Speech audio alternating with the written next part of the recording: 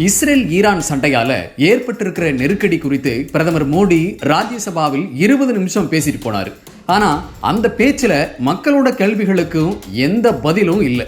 இப்போ எதிர்க்கட்சி தலைவர் மல்லிகார்ஜுன கார்கே மோடி கிட்ட 3 சிம்பிளான கேள்வியை கேட்டிருக்காரு. முதல்ல, உங்களோட இஸ்ரேல் பயணத்துக்கு பிறகு நம்ம நாட்டோட சொந்த முடிவெடுக்கும் சுதந்திரமே கேள்விக்குறியாயிடுச்சு.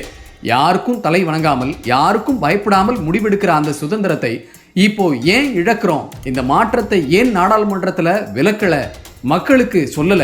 இரண்டாவது கேள்வி, நம்மளோட 37க்கும் மேற்பட்ட கப்பல்கள், 1100 மாலுமிகள், 10,000 கோடி ரூபாய் சரக்கெல்லாம் ஹார்மூஸ் ஜலசந்தியில சிக்கி கிடக்கு.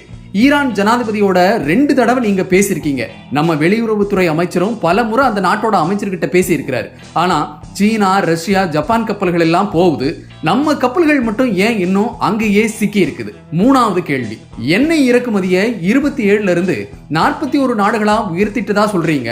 சரி, இப்போ எந்தெந்த நாடுகள்ல இருந்து எல்பிஜி கச்சா எண்ணெய் வாங்குறோம்னு சொல்லுங்க, எவ்வளவு வாங்குறோம்னு சொல்லுங்க.